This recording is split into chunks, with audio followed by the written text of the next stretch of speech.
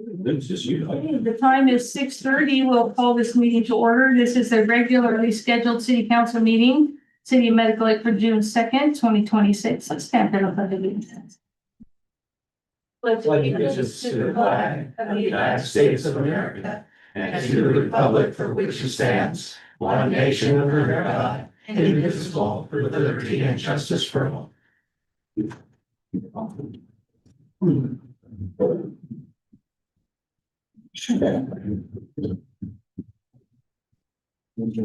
A quick roll call. Councilmember Pritchard. Present. Councilmember Ray Abbott. Present. Councilmember Spears. Present. Councilmember Wilbur. Present. Councilmember Kennedy. Here. Councilmember Olson. Present. Councilmember Harbolt. Here. All present, thank you. Approval of the agenda.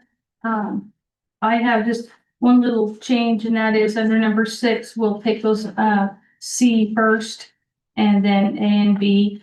I would like to do it in that order. And then under the action items, I would like to add a final one, and that's just for a scraps representative.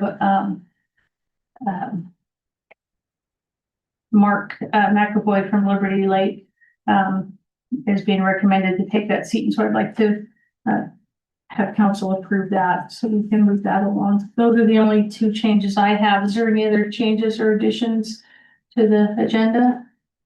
Move to approve as amended. Second. Any discussion? All in favor? Aye. Any opposed? Thank you. Do we have our attorney? Is he coming? No, I have not heard from them today. We can proceed without him, but I just get to the ordinance with the Yeah, we can't do the ordinance without do it. the ordinance. So we'll, We can raise it into the record. do I need to separate you? Oh, yeah, I'm teasing. sorry, it was a gravity check or something. Sorry. We can proceed for where we're at right now. As we get to action items, and we'll see what's happening. Interested citizen comment. I don't know if anyone had signed up. We do have one. And I see your hand raised. If we get to you just a quick moment. One. Sorry, for the multitasking. Thank you. So we do have Lonnie Henderson who has signed up. Go ahead and come forward, Ms. Henderson. We'll share your name and you're a Medical Lake citizen, and then if anyone online or others in the room would like to speak, they sure can. So. Good evening, Mayor and Council and the audience. My name is Lonnie Henderson. I reside at 611 East Lab, Medical Lake, Washington. The subject of my comment tonight is regarding fireworks.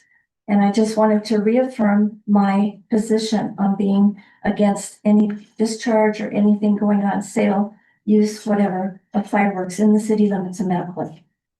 Number 1. Number 2, just an FYI, and in case you missed it, the Spokane Tribe Fireworks has a ban for this year, sale, use, everything like that. Also, the Colville Tribe. So this was on the news and in the newspaper in case anybody missed it, like I said. So just a little more food for thought. That's it. Thanks. Thank you so much. Thanks for bringing that to our attention, and we were aware of it as well, and we'll be talking about that here shortly. Any other citizen comment? Anyone online? Do we have a few folks going once, twice? All right, we will move on with the agenda.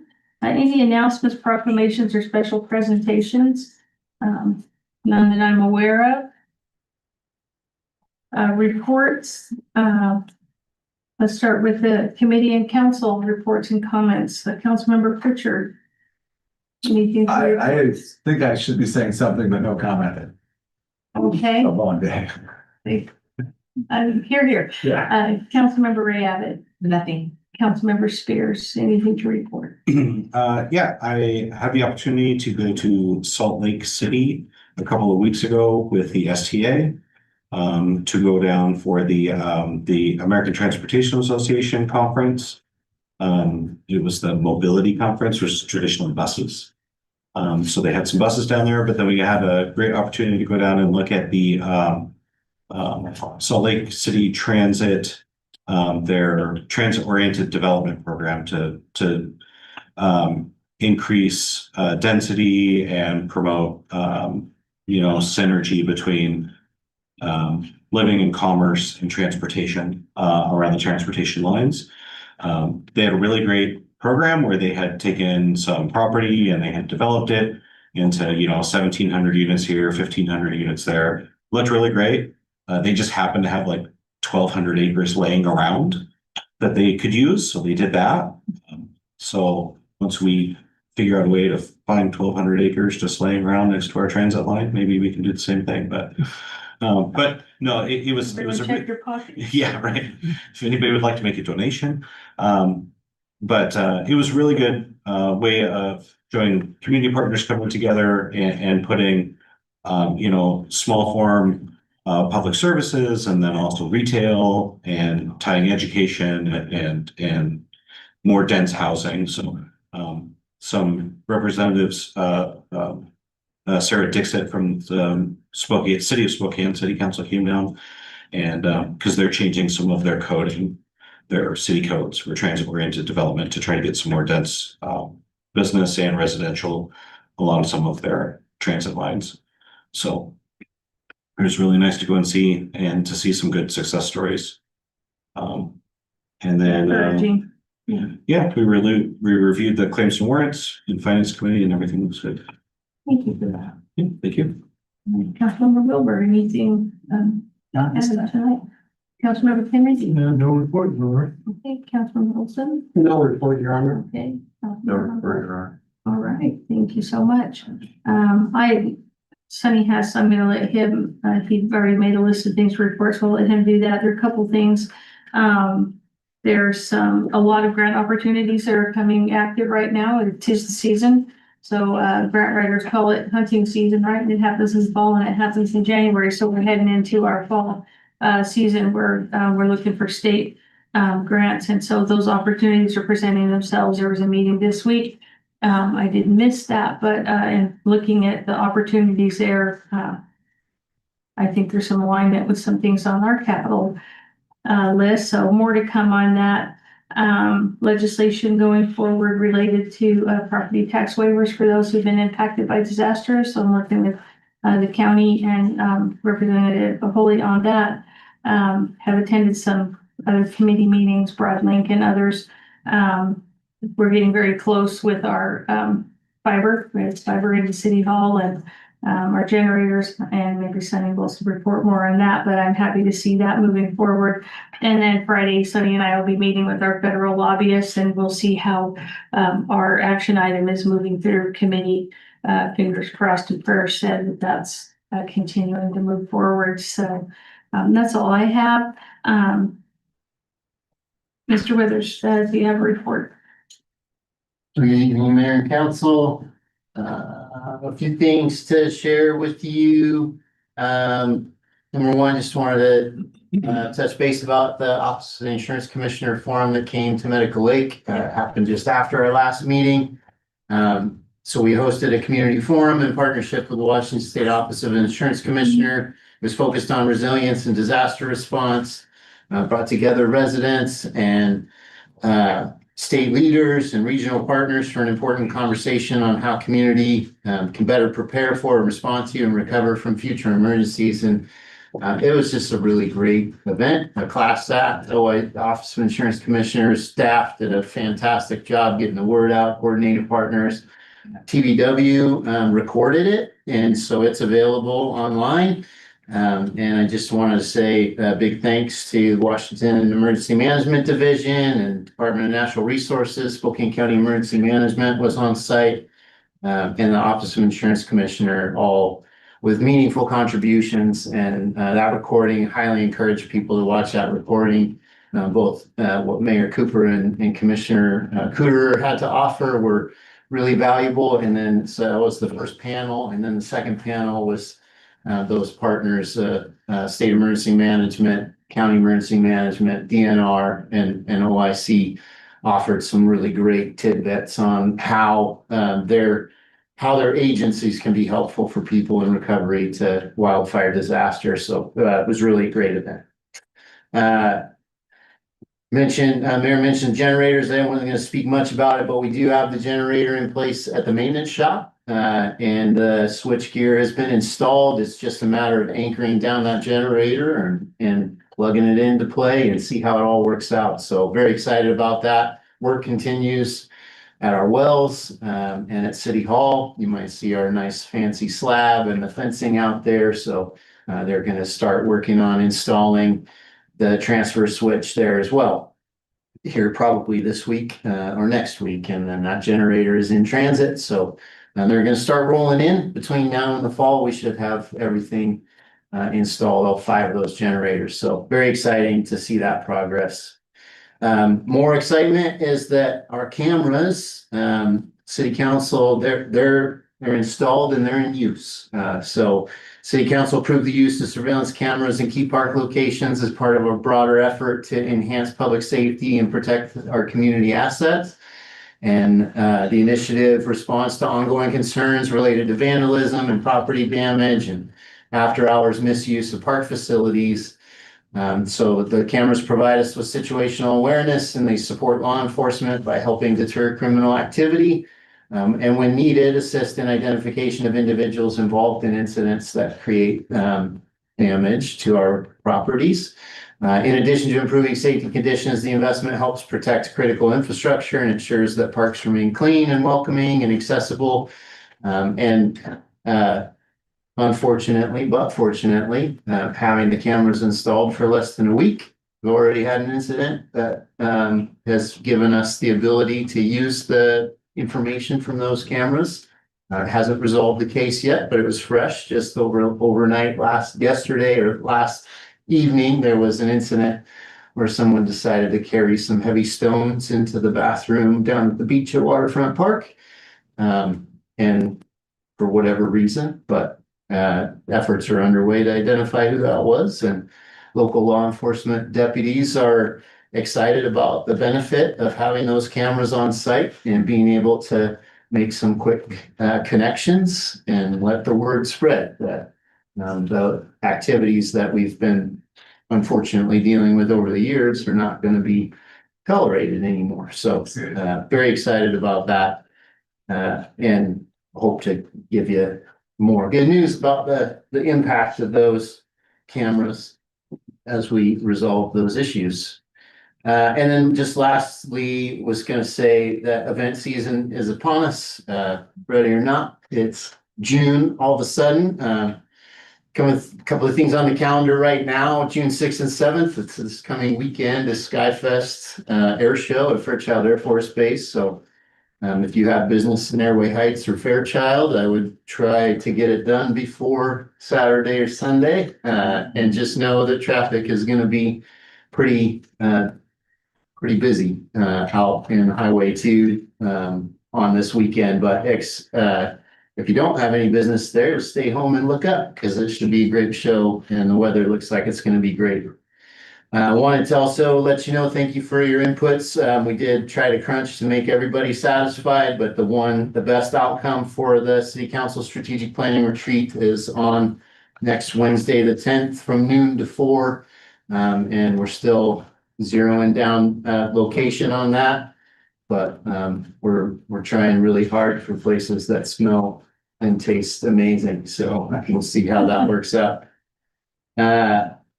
Also, it's June. It's June 19th. The Founders Day Golf Tournament kicks off the Plains that morning. There's the kickoff at Waterfront Park that evening. Linger at the Lake concert with fireworks, public fireworks display to follow. So looking forward to another great Founders Day. Of course, on the 20th, the following day, the Founders Day Festival kicks off with all the fun activities downtown. And then just lastly, wanted to let everybody know one last reminder about the AWC annual conference that will be in Spokane. Early registration for that. It's June 23rd through the 26th. So there's a reception that evening, the 23rd, and then activities the 24th and 25th and 26th. Early registration closes tomorrow. So let me know tonight if that's something that you're able to do. I know I've heard from a few of you, heard some interest, but if you want to be registered for that, let me know. By tomorrow at least, then we'll get you registered so we can get that early bird discount on those registrations. And that's all I have for you right now. Unless you have any questions for me. I was gonna mention, on Founder's Day, maybe my ears glossed over it, but did you say linger at the lake Friday night? Okay, all the fireworks, very good. And then, the day after we met with Office of the Insurance Commissioner, we also met with Emergency Management. We had called a meeting with all of our partners, and they all responded. We're very excited to come. We had DSHS, Fire, Sheriff's Office, County Emergency Management, our office, the school district. And there was about 15 or so people, at least in the room. They sent over their state security officer and emergency management from DSHS came and attended also. And it was a great roundtable discussion, and we realized that everybody, all of these agencies and folks had all had after action plans after the Bray Road fire, but we had never shared those plans with each other, which was the reason we wanted to call the meeting. And so we will have another meeting shortly.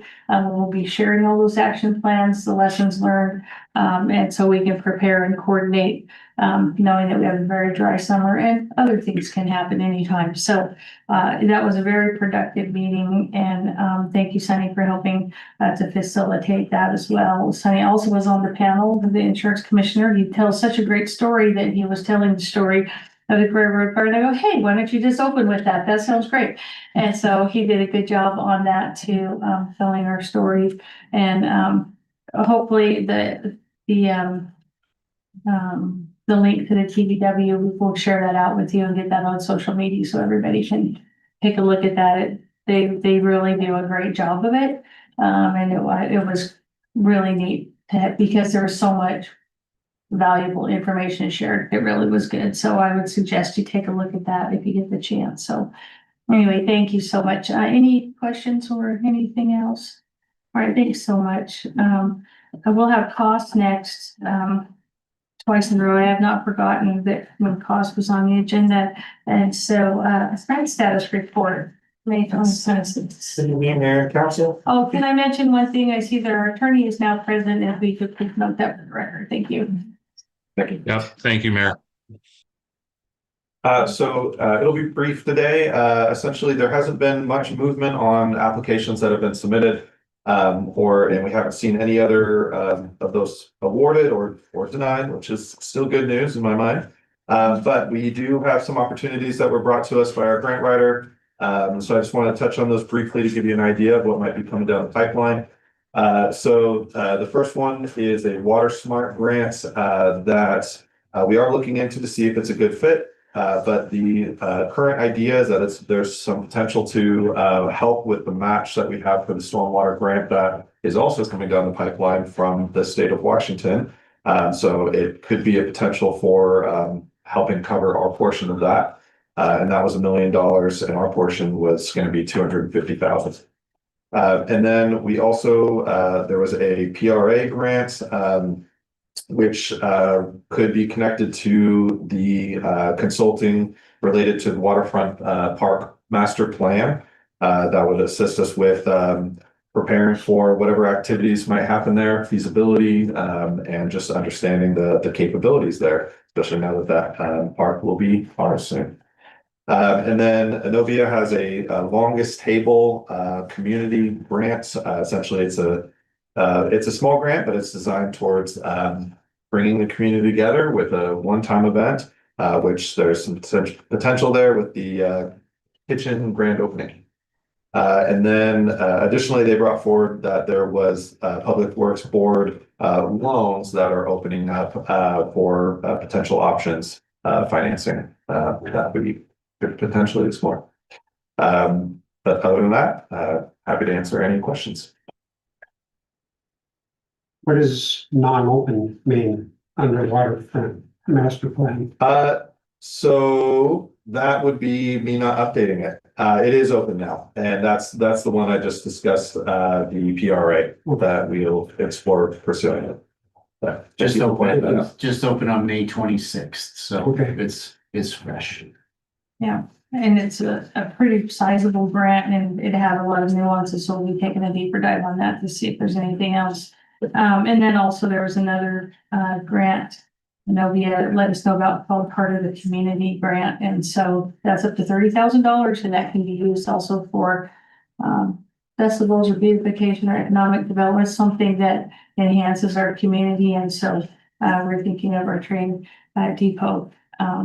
And so anyway, and some other ideas, but anyway, it is grant season, so if you see some grant opportunities, be sure and share those with us so we don't miss any. We like free money, so Thank you. Thank you very much. thank you so much. Moving on into some workshop discussions, as I said, we will move to the commercial peak management consulting service agreement. You wanna, move to page 103, Sunny, you'll give us a quick opening on that. And then we have Erin Bishop here, and she provided PowerPoint, and, we'll hear from her. Thank you, Mayor. So the purpose of this presentation is for Erin to walk through the proposed scope of work and the deliverables that are outlined in the draft service agreement. That includes foundational documents and program design, marketing assets, and training materials needed to operationalize and successfully launch the commercial kitchen as an asset. We've been talking about it as a project for a very long time, and we're ready to turn that into an asset.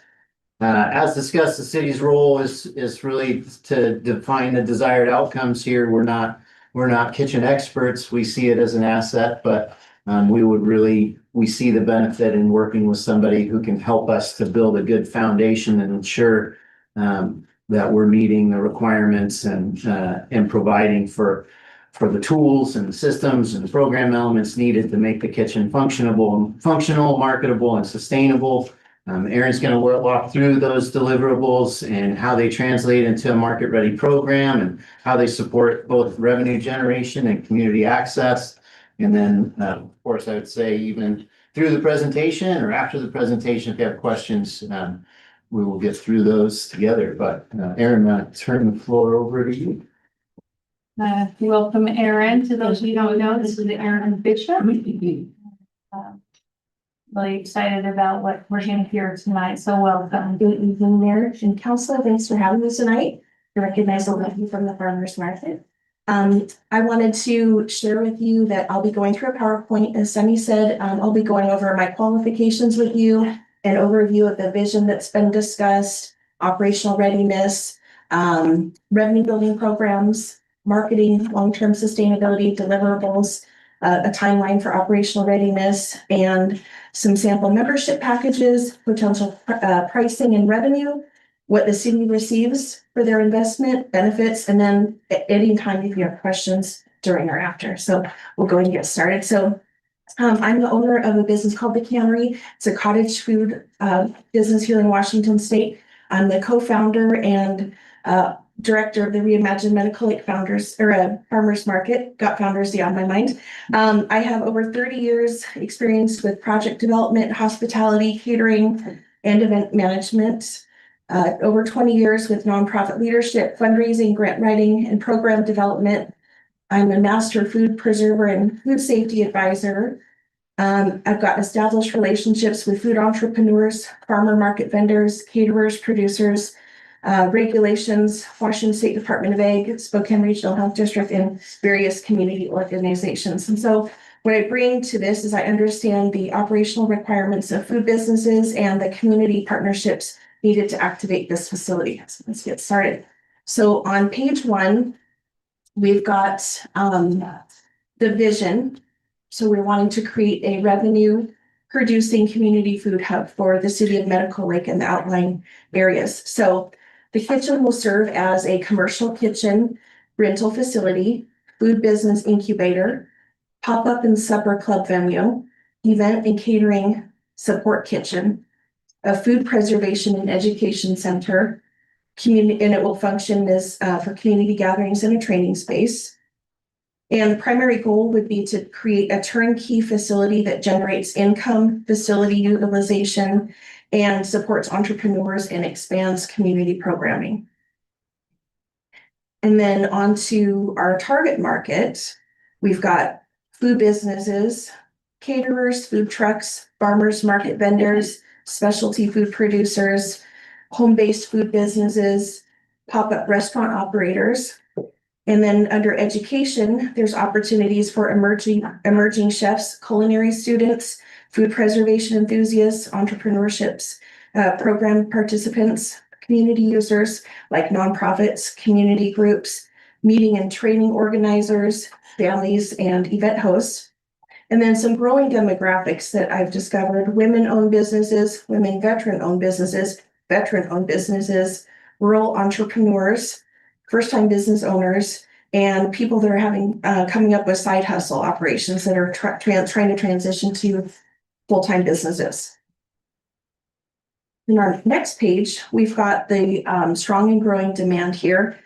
Food businesses applications remain approximately 53% above the pre-pandemic levels. The food service industry is projected to reach $1.55 trillion in 2026. So the anticipated growth is continuing with cottage food businesses, home bakeries, prepared food vendors, meal prep and catering, value-added farm products, pop-ups and supper clubs. Entrepreneurs are looking for affordable hourly access, commercially licensed production space, flexible scheduling, business support and mentorship, storage and equipment access, and pathways to grow their business. And the opportunity is the region currently lacks a fully developed business-ready kitchen with an incubator model that combines production space, education, events, and business support. And the next slide, under operational readiness, the foundation for safe and consistent operations. Documents that I would be delivering would be the creation of a rental agreement package, policies and procedures manual for renters, a renter handbook, facility use guidelines, a compliance requirement matrix, incident reporting forms, a post-rental inspection checklist, damage reporting processes. And then the city out of that receives a complete operational framework that protects the facility, reduces liability, and creates a professional renter experience. Next one. Under revenue and program development, building revenue and producing new programs. Revenue systems to be delivered would be a kitchen pricing structure, a membership program, event rental pricing, class and workshop pricing, storage and rental program. Programs to be developed would be the Medical Lake Supper Club, pop-up restaurant program, community event rental program, entrepreneur incubator pathway, giving the city multiple revenue streams established before the facility actually opens. And the next one, marketing and renter recruitment. So creating awareness and demand. So marketing assets would be a brand package, a logo and a brand guide, website structure and content, a 90-day social media campaign, marketing templates and promotional materials. Recruitment activities to be delivered would be outreach to caterers and other people that are in food businesses, food entrepreneurs, farmers market vendor recruitment, community organization outreach, and the creation of a preferred vendor directory with a facility that's opening with marketing tools and an active pipeline to potential renters. Next, we've got training and long-term sustainability, preparing the facility for long-term success.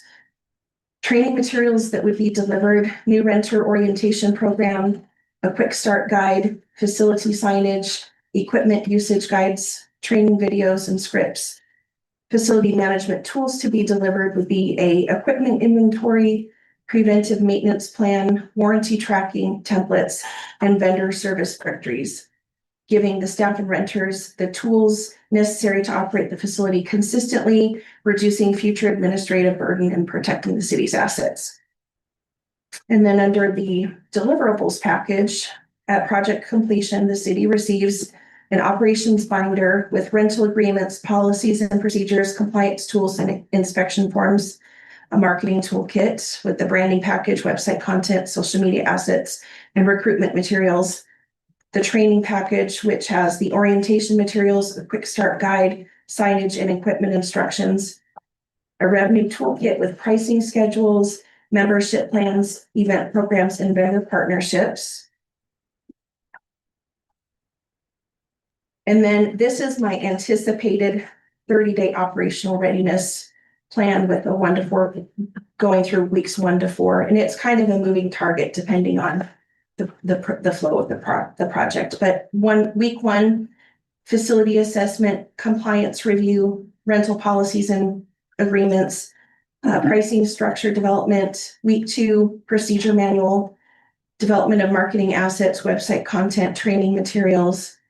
Week 3, a program development, supper club framework, vendor partnership, renter recruitment. Week 4, open house planning, staff training, marketing launch, renter onboarding.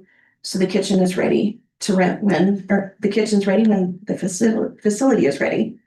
And then I've got some sample kitchen membership and rental prices. There's different tiers here to give the appeal to different food businesses, whether they're brand new or if they're experienced food businesses. They've got some options, or for just pop-in people. So tier 1, we're suggesting a monthly membership on the low scale. It gives them a low barrier to entry, encourages first-time renters, builds the pipeline of future renters at $49 with 2 hours included with the optional hours at a higher rate. Tier 2, also monthly membership, and it just keeps climbing up with the price. Again, farmers market vendors, home bakers, food producers, specialty packaged food vendors. And we've got a tier 3. You can see the membership goes up again, like caterers, meal prep businesses, food truck operators, and growing food brands. And then all the way up to tier 4, and we could go higher for established caterers, large batch producers, and regional food brands. And then on the next slide, we've got non-member drop-in rates available that we could come up with. We could do classroom, kind of an a la carte. We could do a kitchen rental. We could do a classroom rental, event space plus kitchen, and day rates, weekend rates for established caterers, large batch producers, regional food brands, or people that are wanting to do a big family cooking event or celebrations, those kinds of events. We could also do storage rental through dry shelf, refrigeration, freezer, lockable cabinets, and a rolling rack options, depending on the assets. Sample event rental pricing and revenue potential. You could do the meeting and training space, $35 to $50 an hour, incrementally up to half a day, full day. Kitchen and classroom, $75 to $100 an hour, going up to $450, or you could do event space only. And then there's some different hourly rates for the commercial kitchen plus the event space. And then if we were to say conservatively, if we had 4 meeting rentals at $225 each, that's $900 a month. 4 class rentals at $250 is $1,000, and so on down there. That's a projected revenue of $44,000 to above $50,000. And so it doesn't include the kitchen memberships, storage rentals, business incubator, programming, sponsorships, grants, classes, or other revenue generating activities, demonstrating the facility's potential to become a sustainable community asset with multiple income streams. So there's potential for a lot of different revenue streams here. And then the next page, we could do revenue sources, a kitchen rental with membership, $25,000 to $60,000, event rentals, $44,000 to $50,000. We've got storage rentals, classes and workshops, supper clubs and pop-ups, with a total potential annual revenue of $80,000 to $145,000. But again, this is just on paper. There's so many options that we can put together. And then what the city receives for its investment that can become long-term assets for the city, the complete operating system, rental agreements with policies and procedures, pricing and revenue generation models, marketing and renter recruitment tools, training and onboarding systems, event and educational programming, compliance and risk management framework, equipment management and maintenance tools, preferred vendor and community partner networks. And the city receives a complete marketing package, operational package, and the revenue generating system that positions the kitchen to begin generating activity, rentals, and community impact immediately upon opening. And getting to the last couple of pages here, why this model works well for Medical Lake, creating a multi-revenue stream community asset. You've got your different revenue streams of kitchen rentals and memberships, event and meeting rentals, classes and workshops, storage fees, pop-up restaurants, Medical Lake Supper Club, business incubator services, vendor partnerships, and there are so many possibilities. We keep coming up with new fun ideas. And the community and economic impact for Medical Lake would be supporting local entrepreneurs and small business growth, creating opportunities for farmers, food producers, and food vendors, expanding educational and workforce development programming, increases the utilization of a city-owned asset, draws visitors and supports surrounding businesses, generates sustainable revenue systems that are recurring, delivering the systems, pricing model, marketing tools, training materials, everything necessary to transform the kitchen into an asset on day one. So the goal here is not to just simply open a kitchen, it's to open a kitchen that's already prepared to generate revenue, attract renters, support entrepreneurs, and serve the community on day one. And I can tell you, in having conversations with farmers market vendors and local food producers, there is definitely a demand. We've got several people that have expressed interest already in partnering with the city of Medical Lake in some fashion or another. And then just to recap, I'm an active food entrepreneur. I'm involved with the farmers market here in Medical Lake and food safety and food preservation experience, established network of vendors and producers, experience building programs from concept to operation, and existing relationships with the exact audience needed to fill the kitchen. So that is the presentation. I would love to answer any questions anybody has or. That's a lot. Thank you so much, and it's thorough and it's good. I just have one, it's more of a question for staff and for our lawyer too. So for setting fees, that's something that would be approved by council. So as we develop those, and we would bring the fee schedule forward. Tom, is that how that would work? And then we would bring that to council to approve and then add that to our fee schedule. Correct. That's perfect summarization there. That's very appropriate course of action there. Okay, very good. So we'll workshop that as that comes along. And the other part of it, just from the dollars and numbers sense, is that we had looked to asked to contract with Erin as a consultant, that's this part of the work. She was producing the work, we're not supervising her work, and so that's a true 1099 contract employee, if you will. Beyond that, once the kitchen is open and operational, if she were to continue on then in the marketing and scheduling and actually doing the operations of the kitchen, then that would move into more of a W-2 employee. And so we've had that discussion. So when that point happens, we'll be coming back and talking.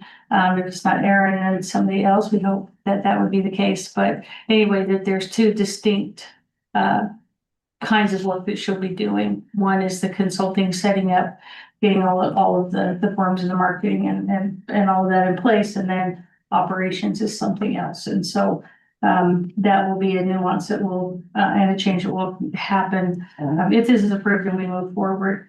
And then the price point was $2,500 a month while she's getting this set up while we're and then when would the right start date for that be with the kitchen opening in August. And so that contract will be coming forward. So we'll want to be thinking about what would be the best time on that to get her started. You know, I like the early ramp up. I think the value is there, and I would love to get her on board and get all of these things happening. So when the kitchen opens in August, we have a viable plan and a viable product that happen at the same time. But so anyway, those were just a couple of things I wanted to add to the conversation. And so anyway, what questions come to mind for council? So for the contract, the original consultant would be until December, is that what? What's that? What's that? Yeah. December 31st would be the end of the consulting period. That's the plan, is that the consulting and getting it operational would happen through the rest of this year, and then we thought that the employee part works better to make that as a 27. Yeah, change. Yeah. Yes, Mr. Wilbur. Yes, it's said here storage rental monthly rates. How much room do we have and what's the liability for like insurance purposes? The logistics on that, you know, it seems kind of vague at this point. Mhm. So I'll need to find out exactly what the space availability is, and then the liability will come in with the consulting with the attorney and insurance company and so forth. So we'll have to do an assessment of how much space there is and determine what, if any, storage space is available. So this is just kind of a tentative. This is Yes. Okay. These are generalizations in the Spokane market right now of pricing.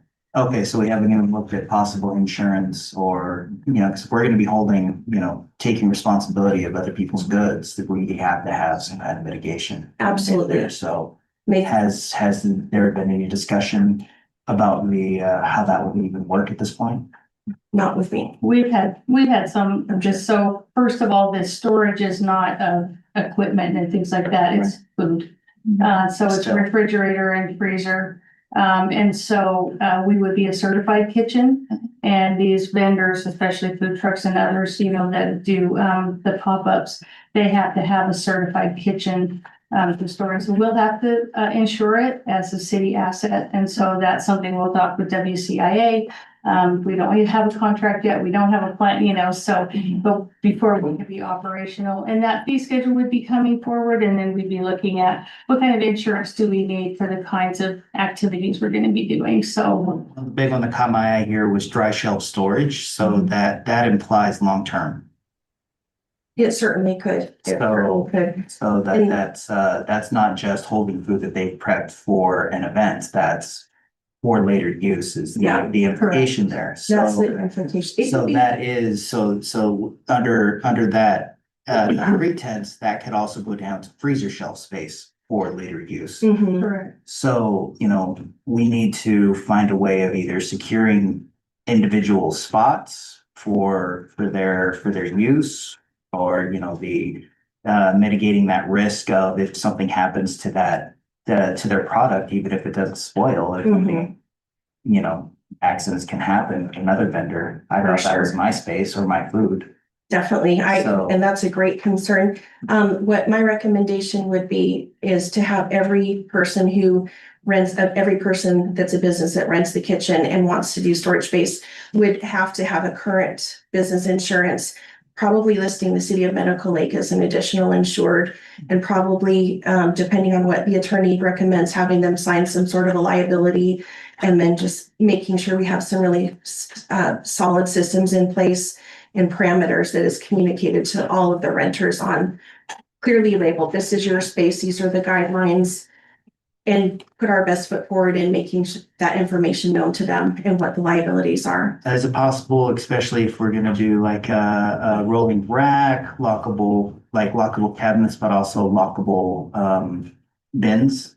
Have that as a recommendation, as a Yes, possibility? possibility, and this is dependent upon how much space there is. Absolutely. So I wanted to share that these are just ideas, the storage ideas that people are currently using in Spokane. But absolutely talk about locked storage and making sure that it's a secure location and that there's not any liability if it's food that they're storing, contamination, things like that. There's going to be definitely the burden on the business to ensure that they're operating within the food safety guidelines. And then we do our part as well, the best as we can.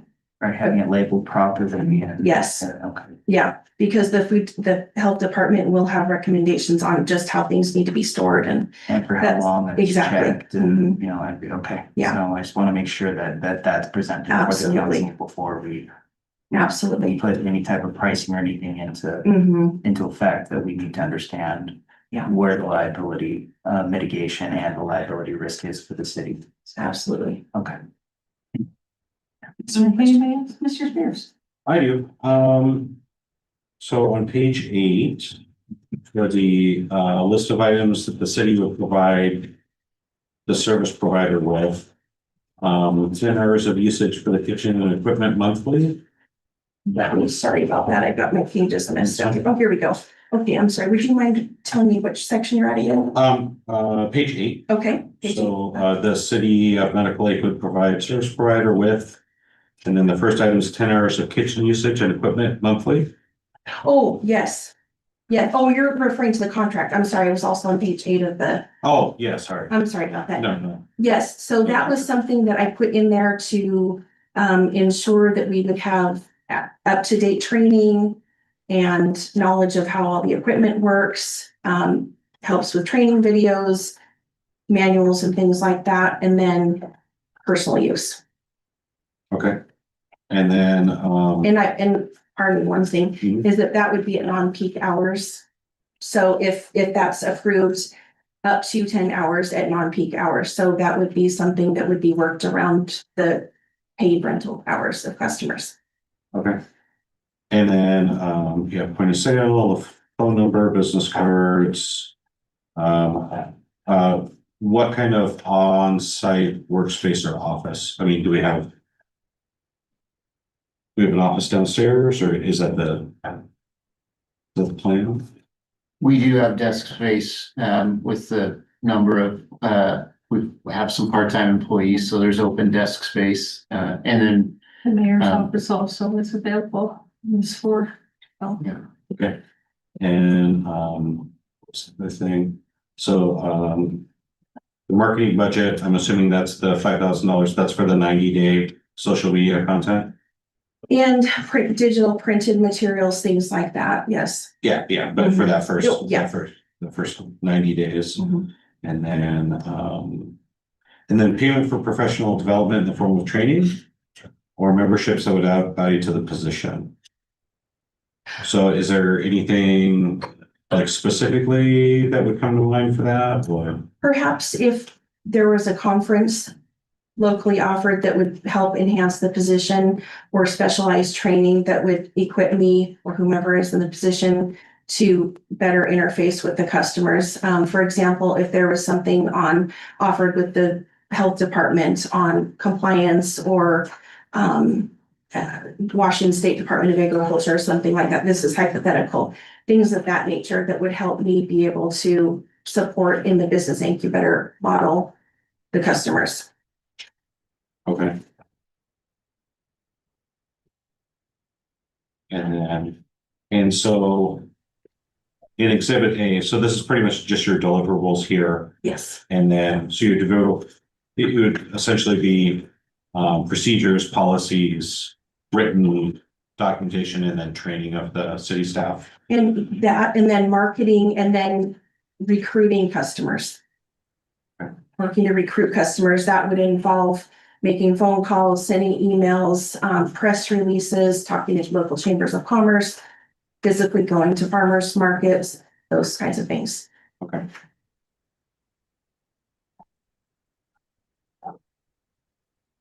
I think that's all I had. Thank you. yes.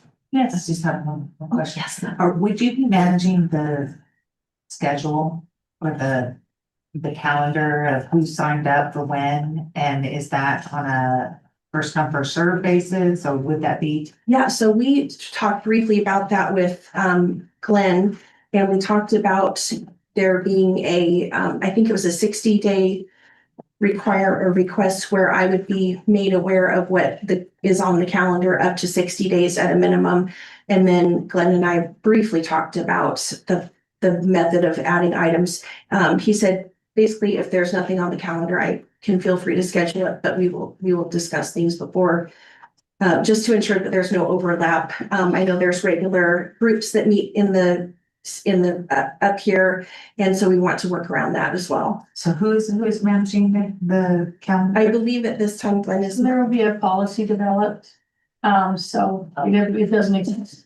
And so Yeah, so that will be a policy that's developed, coordinated, between, the park and rec programs and the kitchen incubator model. And so that coordination will happen and they'll set some priority of how that happens. And so that'll be an internal procedure, but there will be a internal procedure developed for that purpose. Yeah.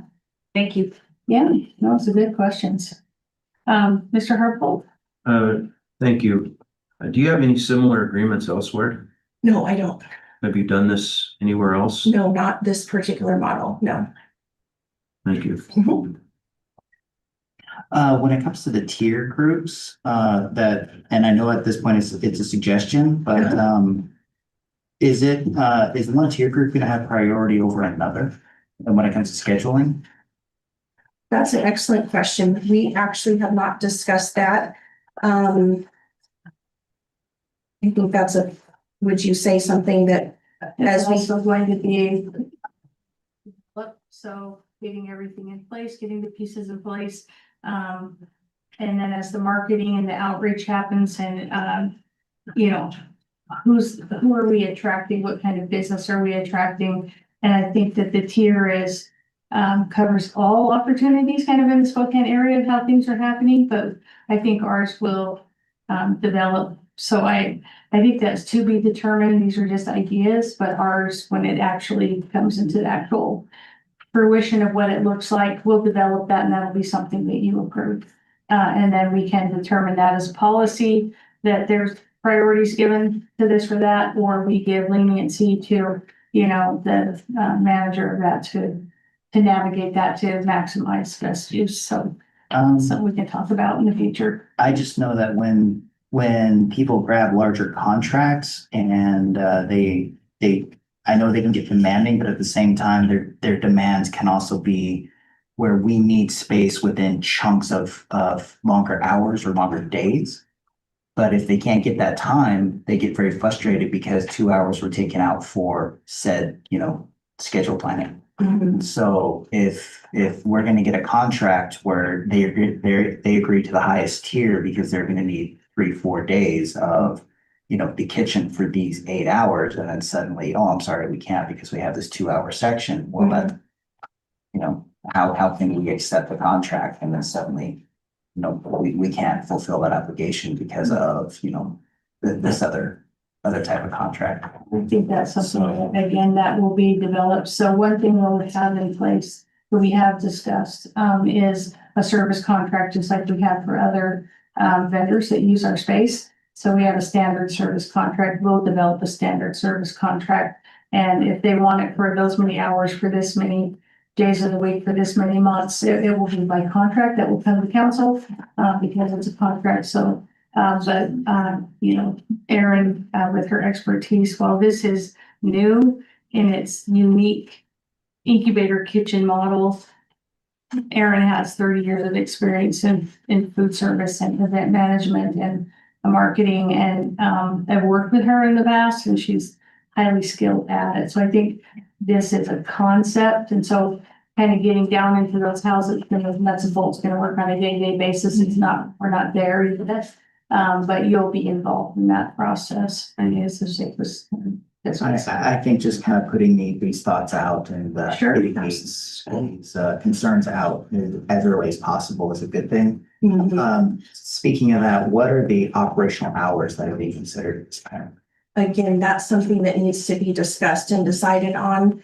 But I would like to go back to your previous question. My recommendation would be for consideration that with a larger contract, that we try to work with those businesses and ask them if possible, if they can come up with a set schedule that they would like to have for hours, so that if we can present that to council for approval and then build the others around it, so that we can prioritize their scheduling if they are able to pre-plan. I realize that's not always the case, but there will need to be a schedule of some sort just to make sure that everybody's who's signed an agreement has access at the exact time that they've contracted for. Okay, I just want to know that is something that is legitimately being addressed. Absolutely. Even at this stage. Yeah.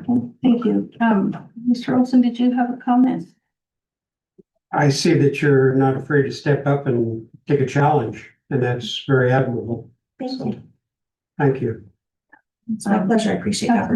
Councilmember Pritchard. Yeah, I was excited. I just thought it'd be families like having, making some sloppy joes Yes, with their right. family, Should be. It's Mhm. kind of exciting that it could be bigger. I guess, it just came to me like, you have a cottage food license? I do. For me personally. For you personally? Yes, I And that's do. with the cannery, is that just? Yep. That's here in Yeah, Medicare? yeah, Spokane, and then it's through the Washington State Department of Agriculture. And I'm looking into expanding and getting a food producer license, which allows me to go into some different marketing opportunities. Okay, good, yeah, that's cool. But then do you have any familiarity or you kind of know the approach for making this a commercial? I don't even know how that licensing works. Well, I believe that the mayor has some conversations in place with some of the I know there's a difference between getting the kitchen approved. Different people handle the approval of the kitchen, signing off to certify it, than do the folks that I would work with on food license approval. So have you, Yeah. I need some. So that's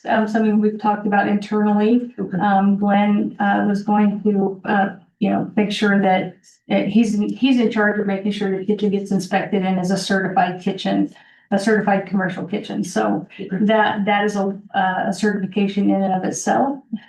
Each person that comes has to have a food handler's license.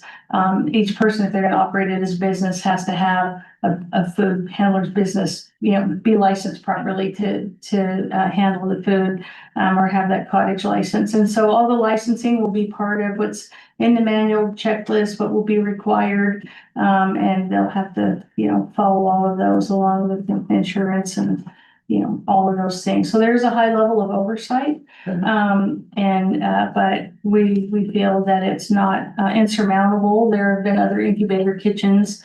There are models out there that have worked, and there's others in Washington State actually that are working. And so we think this is the best way to get our return on investment on the kitchen, and then also have it available for our own events, our own retreats, our own, when we wanted to do things ourselves, or we want to host other cities or host other, that we have that at our disposal along with the other things. So, yeah. Sorry. Mr. Wilson. Oh, I'm sorry. Sorry, well, I was Go just gonna say, ahead. do you think that permitting can happen, like with the inspections and things like that? I mean, we're already in June now. You think it's gonna? Well, you have to have it functional first, so that's August. So Okay, they can't inspect something that doesn't exist, Yeah. and so it doesn't exist right now. But yeah, it will.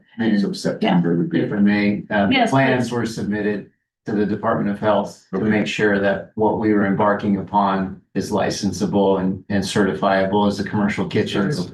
They have been approved by health. That's what. The construction is gonna match those plans, and then they will come and inspect on the backside when it's done, so we get that certification. Thank you, So, Sonny. yeah, it's in process. Okay, that's where, I'm just trying to get my, but like the enhanced license took me like 40 months. And so I mean, like a kitchen, I don't know. Yeah, no, it has been a process. So, and this has been, the one hiccup I'd say is that time has not been something that's Okay. developed per our plans. Okay, yeah. But we are in communication with health. They know.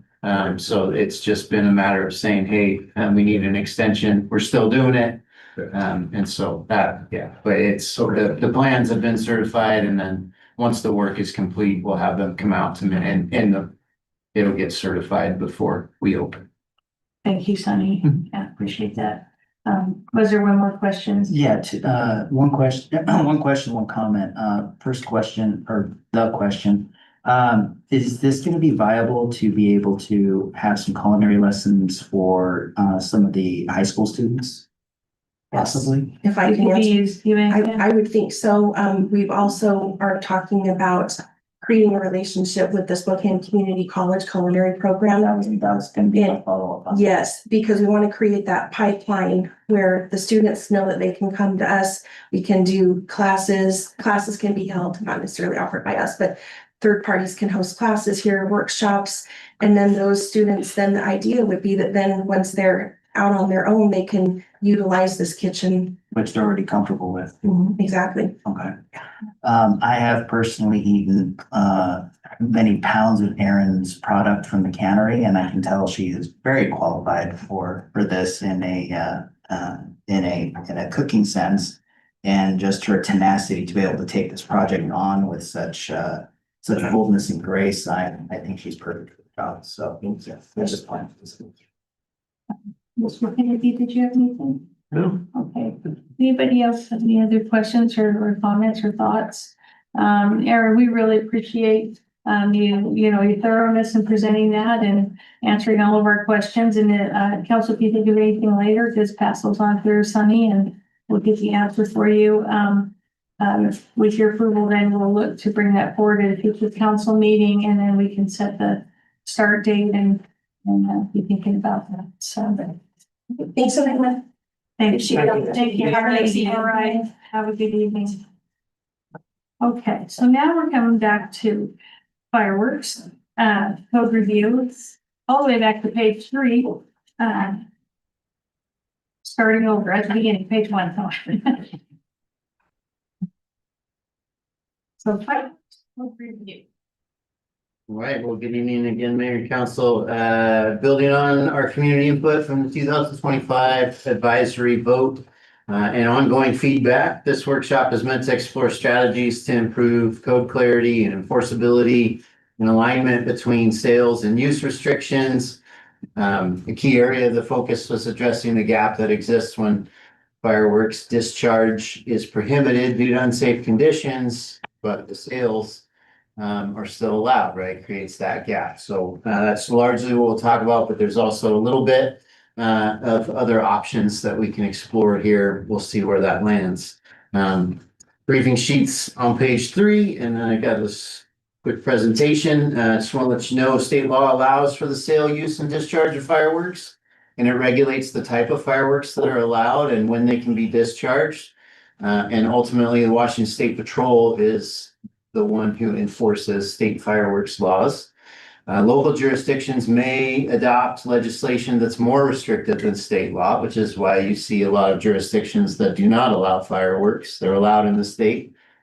Many jurisdictions don't allow them. They can be more restrictive.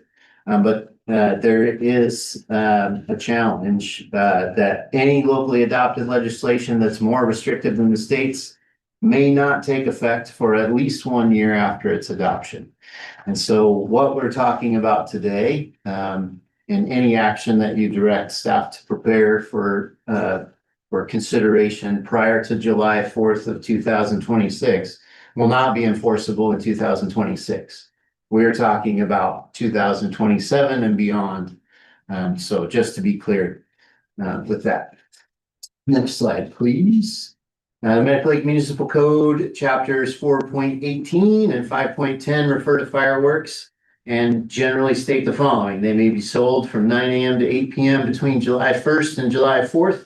They may only be used between 9 a.m. and 11 p.m. on the 4th of July. We do not allow them on New Year's Eve, only on the 4th of July between 9 a.m. and 11 p.m. They shall not be discharged in any city park or any city-owned building or parking lot. And the fire chief may prohibit the discharge of all fireworks during periods of extreme fire danger. Next slide, please. Medical Lake Municipal Code spells out the requirements related to fireworks. The current retail sales permit fee is $100.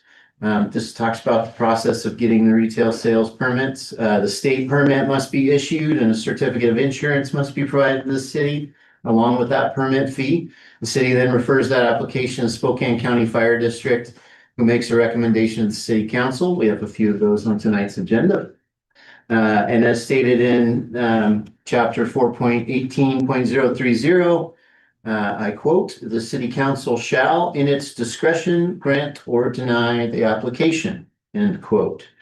So just to state it more simply, what people submit to get their retail sales permit is the Washington State permit application, or the Washington State permit, the certificate of insurance, a tent location, the site use agreement, and then their permit fee. And once we have all that, we route it to the fire district for review and recommendation, and then it comes to you for decision. Next slide. So the current framework establishes that fireworks are regulated under state law. The Medical Lake Municipal Code limits the dates and times of sale and discharge and allows the fire chief to prohibit discharge during extreme fire danger. And the logical extension of that framework suggests that if use is unsafe and prohibited, then allowing continued sale can undermine the regulation and public safety goal. And so what we can do about that is there can be a recommended code amendment. It can add a new subsection to Medical Lake Municipal Code Chapter 5.10 that reads, the sale of consumer fireworks is prohibited during any period in which the fire chief has prohibited the discharge of consumer fireworks due to extreme fire danger. Additionally, we can add license conditions stating, just to make it clear, that all fireworks sales permits are conditioned upon compliance with any temporary prohibition on the sale or discharge of fireworks issued pursuant to this chapter. So I think by doing both of those things and speaking with our legal counsel on this matter, probably recall the conversations previously where fireworks were prohibited, the use of fireworks were prohibited, and we had started with the sales scenario as well, but ultimately there was a challenge pushed to that, and it was not defensible because we had not authorized that with the 1 year prior to approval, enforcement. And so when I spoke with Sean Bouts on the phone about this, he was saying that the state allows jurisdictions to regulate the sale and use of firearms, and we can regulate that however you want to regulate that. The part that was problematic before was that we didn't have it authorized a year in advance. So if this becomes the way we regulate, it seems defensible. So next slide. So the recent advisory ballot measure indicates that a majority of participating voters supported continuing to allow fireworks in Medical Lake. It affirms the community's value of a traditional 4th of July celebration. And at the same time, the results reflect an ongoing need to address public safety concerns, particularly during heightened wildfire risk. And I know we've heard and discussed that often. Policy options that can refine the type of fireworks which are allowed and can provide a balanced approach that aligns with voter sentiment while strengthening safety outcomes. There's a few things I think, just to meet you at your point of decision with that. The fireworks regulations can vary between jurisdictions that create challenges for consistent enforcement. You could regulate the types of fireworks allowed in Medical Lake, but our neighbors in Airway Heights allow everything that's allowed in the state. And so it may be limited in Medical Lake, but they could get it in Airway Heights. They could get it at the reservations. Like there's some inherent challenges just to consider.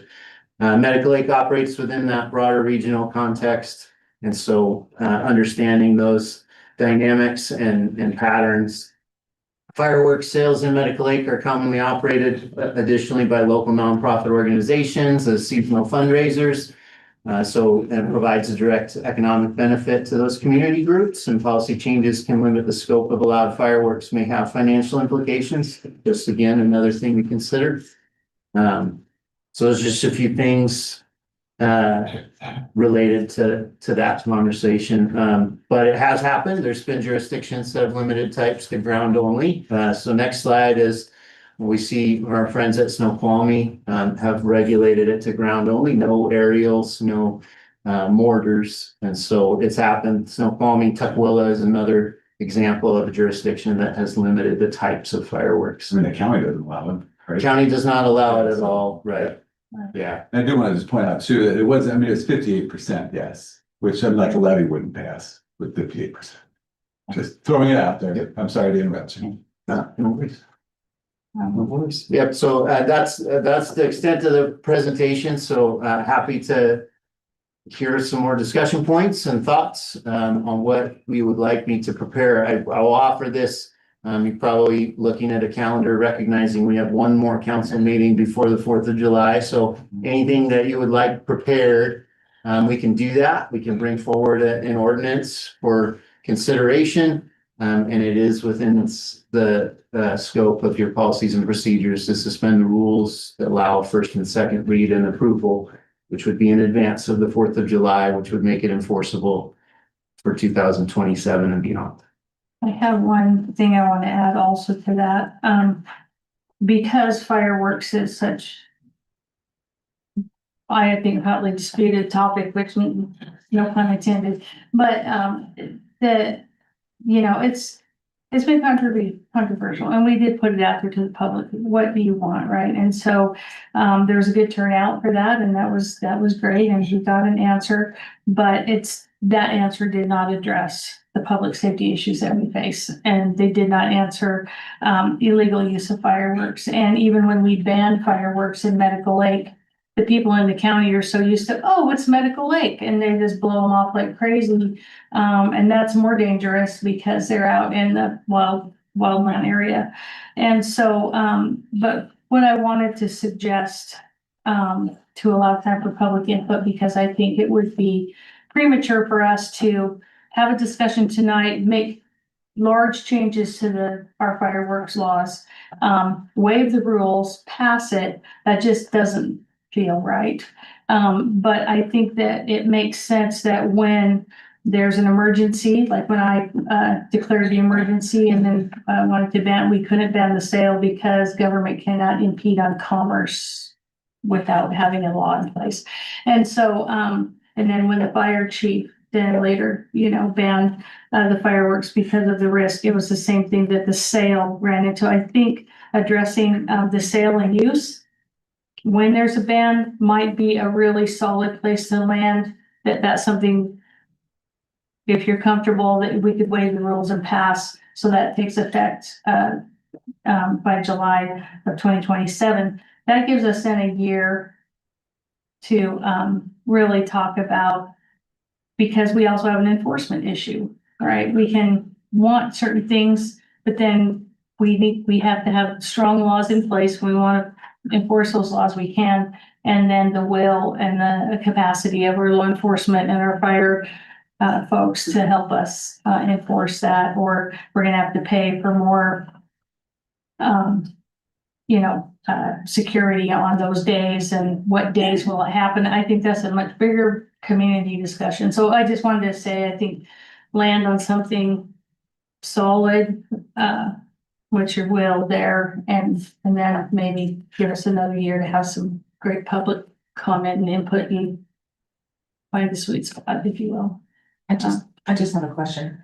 So there's a small window for sales and a small window for actually using them. But I do see that the fire chief has discretionary authority. Does that have a window, or can the fire chief after sales, the morning of the 4th of July, say today it's the 4th of July at 10 o'clock in the morning, and the wind's gonna kick up and low humidity, and we're at a red flag warning day, and there will be no fireworks today. He can do that at any moment. There can be that he does not have to provide any advance But that notice. doesn't affect sales. Sales, which is what we want to talk about, sales and use. Because if he said, no fireworks, let's say it's the 3rd of July, and we're not gonna have fireworks on the 4th of July this year. Right now, they can still keep selling the fireworks, which conflicts with the idea that don't use them. The idea is that if there is a ban, that it would stop the sale. Sure. And I think what I hear you saying is that, right, if that ban doesn't come until after sales have been allowed. Right. Which could happen, and that would be obviously a less than ideal circumstance. But I think having the two-pronged approach here, where number one, we say the expectation is on the front end that sales will be prohibited if use is prohibited. It's a known quantity. So there's a risk then that vendors and groups take to say, I want to sell them. And I may be able to sell them, but then I may have to stop selling them, right? So there's a risk but it's a known risk at that point, because the books say sales will be prohibited when use is prohibited.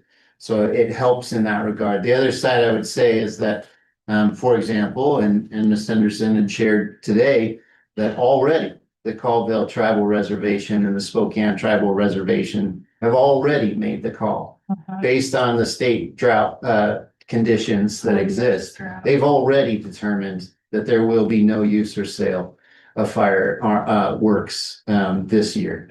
And I would say, just as a reminder, just to harken back to the Gray Road fire, Tuesday before the Friday, of that fire, Chief Rohrbach stood up here at his public safety brief and said Friday is gonna be the most dangerous fire weather. They're pretty good at forecasting those conditions. And I just know, as the good public servants that the fire district offers, their goal will be to think about this and make that decision to have the greatest impact. So their intent would be to forecast that, but like the mayor said, if there's conditions that come up in a hurry and there is no real forecast that Right. spoke to it. So that would be a less than ideal condition, but I think. Right, so me personally, a lot of people flying in for 4th of July. And so I was trying to ascertain whether we would know ahead of time or not. That's, and it's not worse. Yeah. And that's burning never anything changed. down. Yeah, Yes. that's always been that way, right? Sure. It can be shut down. What I find interesting also is the tribes put a $500 civil penalty for both tribal and non-members on their land if you're caught with fireworks or lighting fireworks. And then, their tribal members are subject to 30 days in jail. And so they're sending a pretty strong message. I think the larger message in my mind is post Great Road Fire. You have lawyers who live to find fault, and to sue people with deep pockets, and the tribes have deep pockets. And so if you had sourced something back to an illegal firework that was sold, and it was used off of tribal land, I don't know, I think that they're probably protecting themselves from that liability. So we need to be thinking about how are we protecting ourselves, by having strong laws that we can live with, and then the ability to enforce those laws.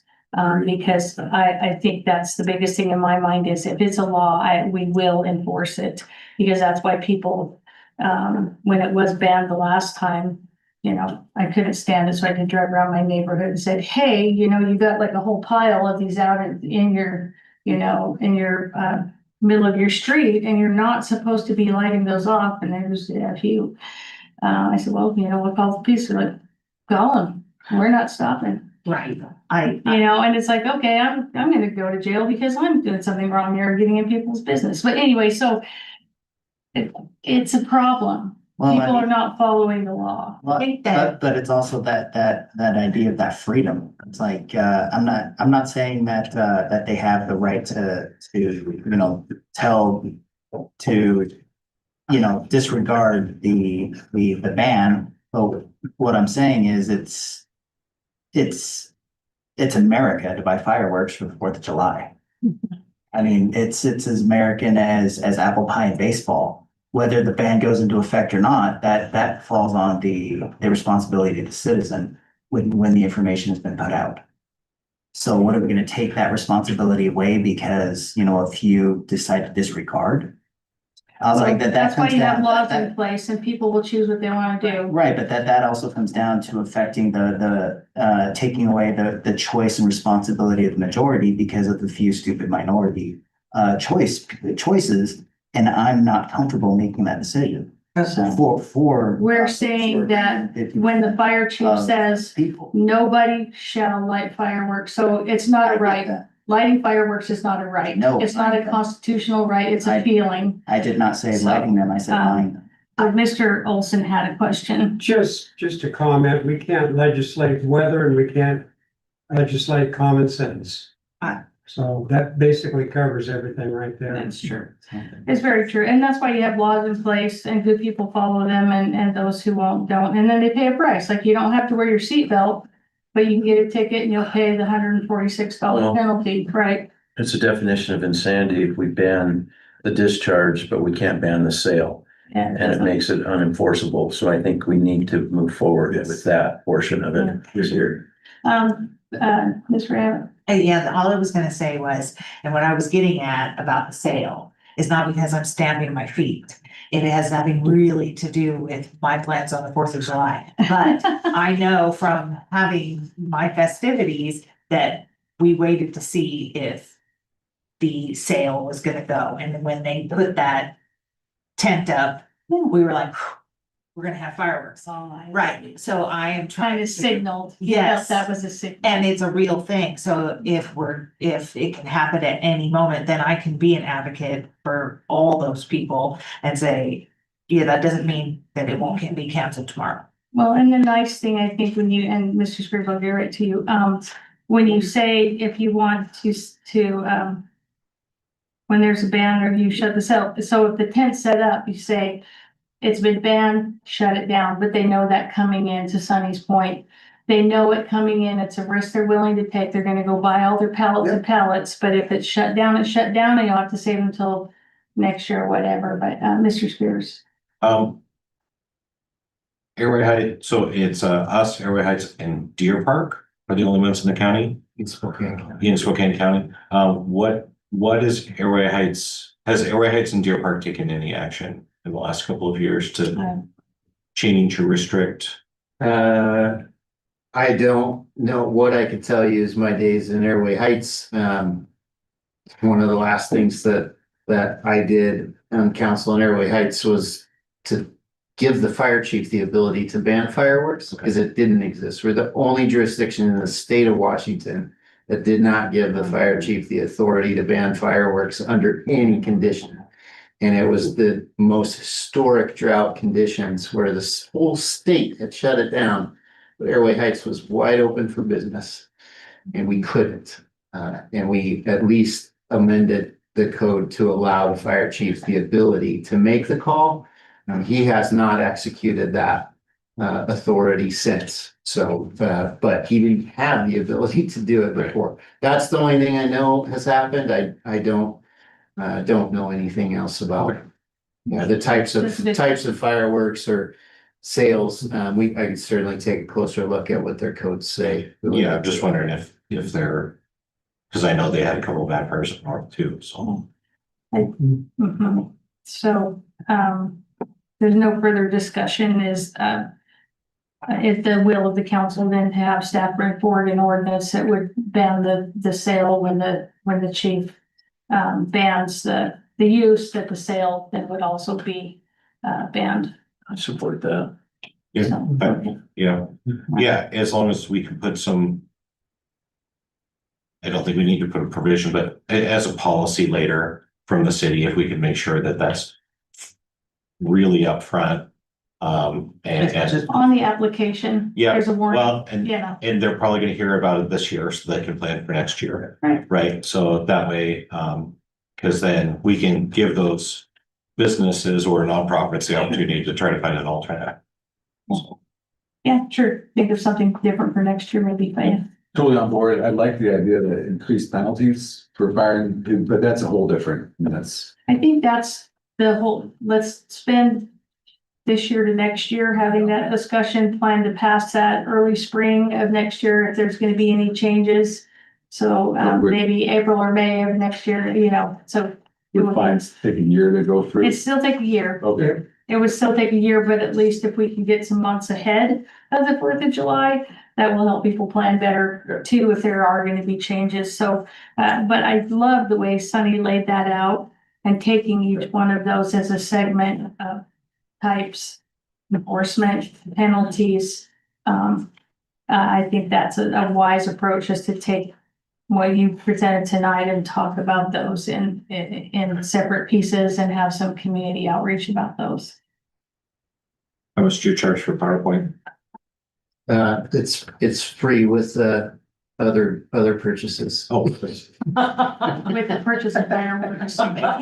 You listen to all my words, the PowerPoints come free.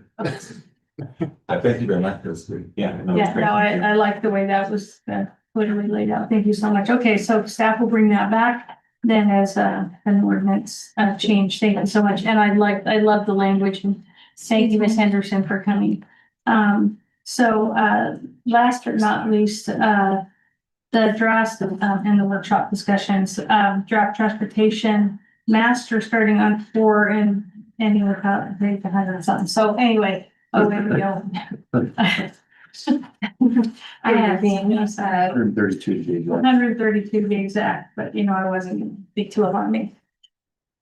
The reason I snuck out of the meeting at the very beginning was when I saw the mayor's face, I realized I did not print off the copies. I'll let you, take one and pass along.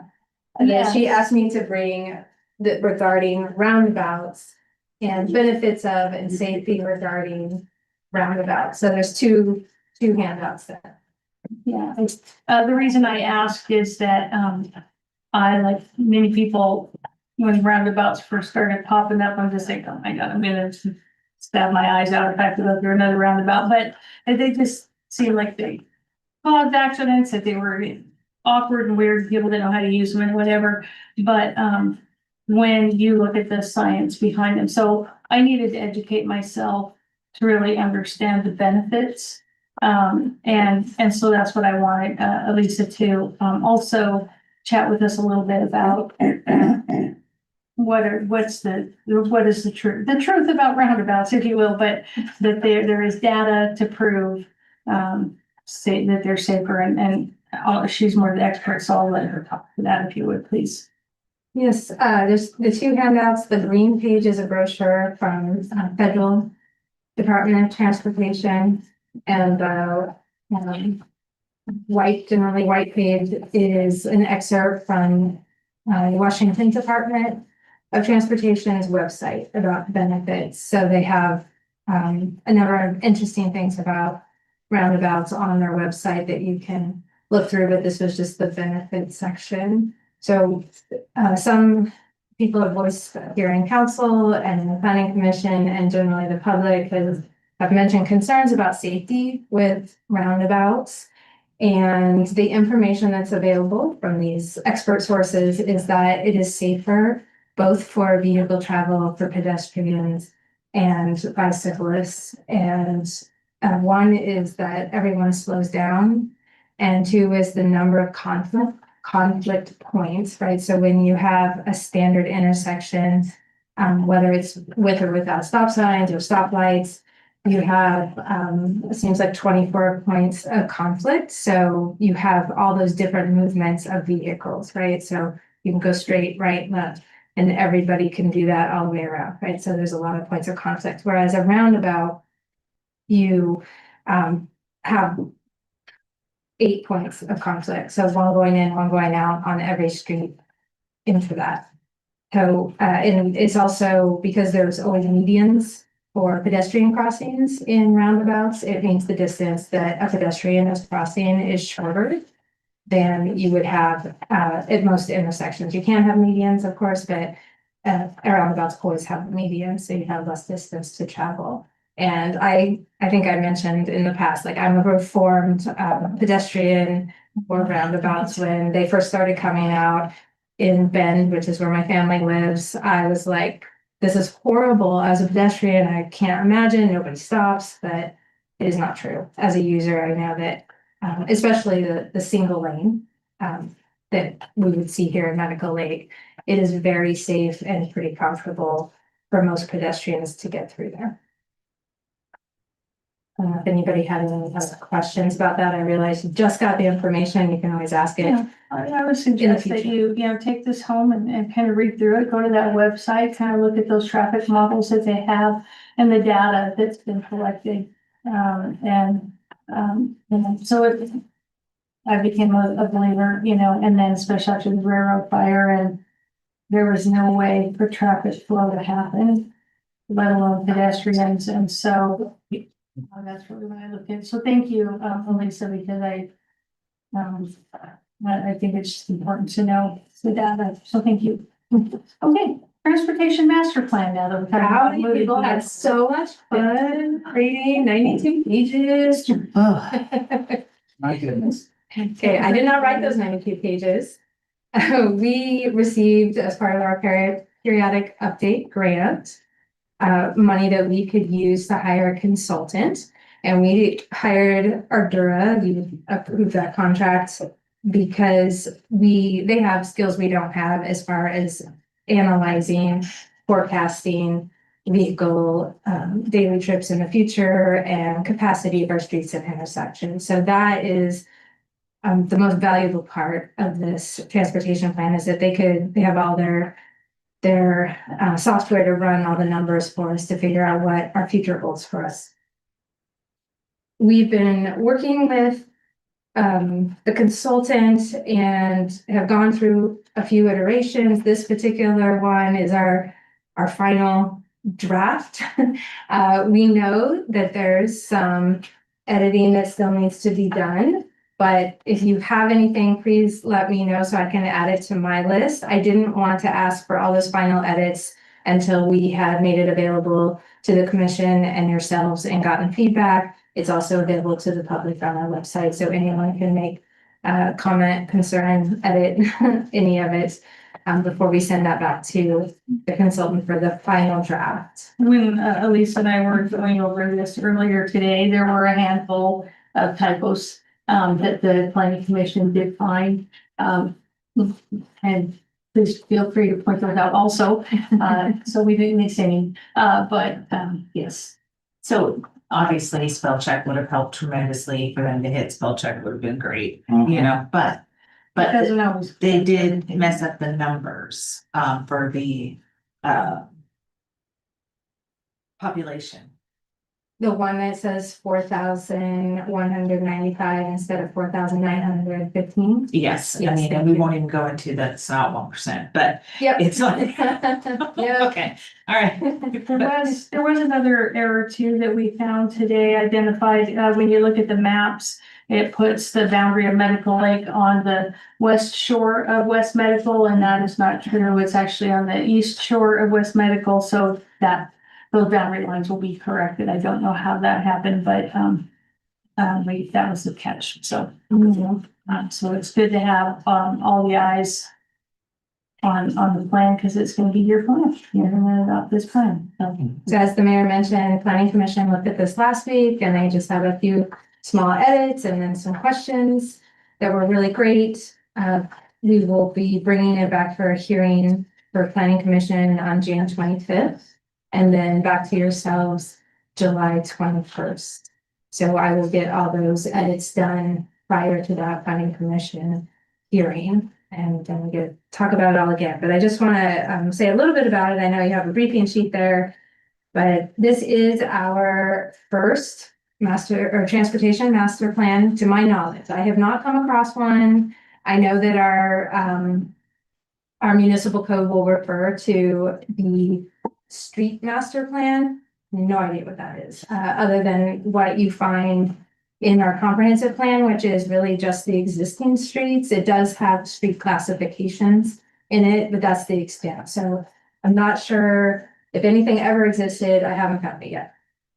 So the great thing about this, this work that's been done is that it helps us look at the capacity of our streets for the future. And that mostly has to do with 902, and that includes Lake Bay, but 902 coming into the city up to Brooks, that's probably the area with the most concern about vehicle trips over time.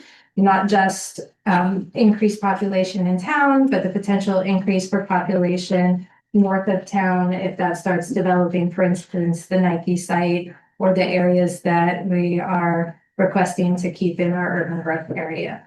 So though that information, when you read through here, basically, we're looking good for the next 20 years, but full build out would lead not to street capacity issues, but potential intersection issues.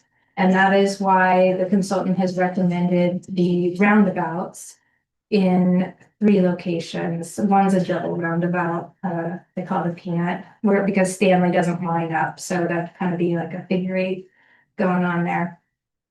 But then the Brooks Road and the Graham Road, those would be the 3 sort of 4. And that's less than a mile. Yes.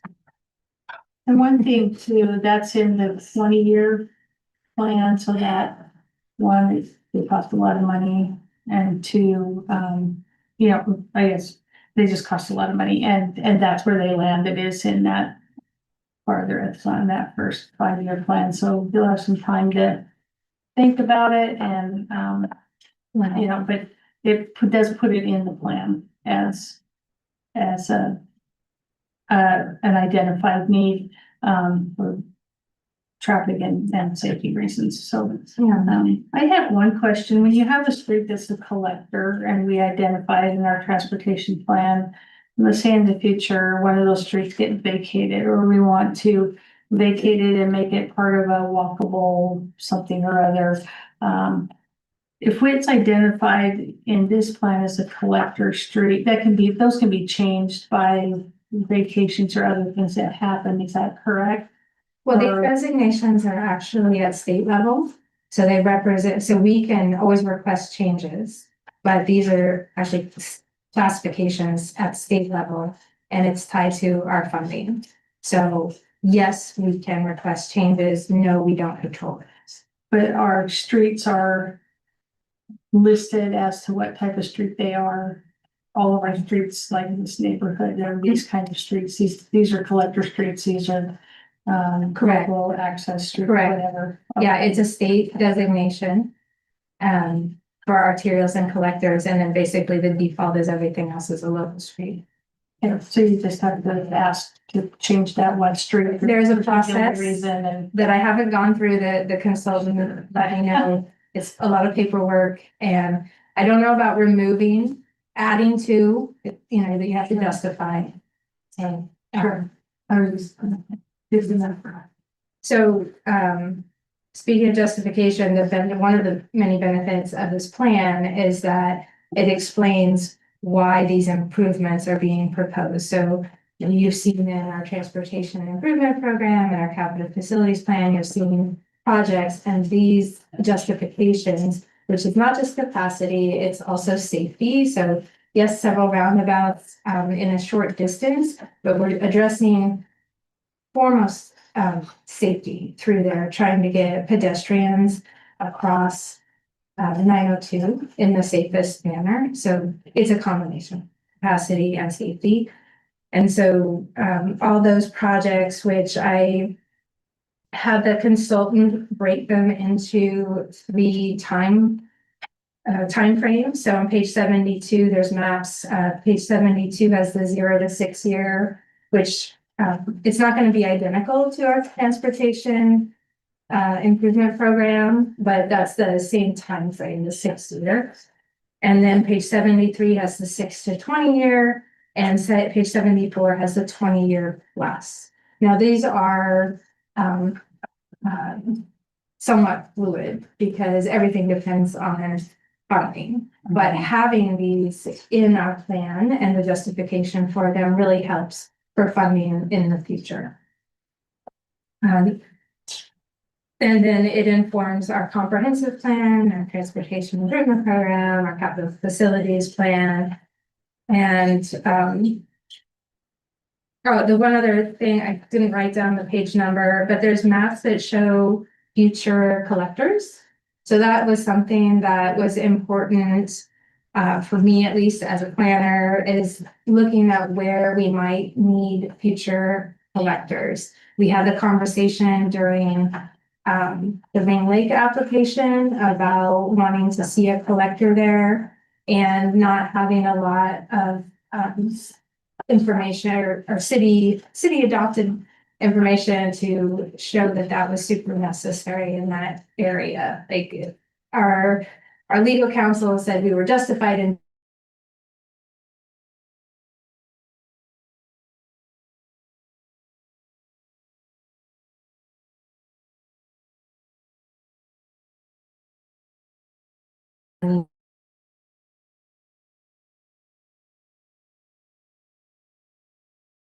for emergency evacuation.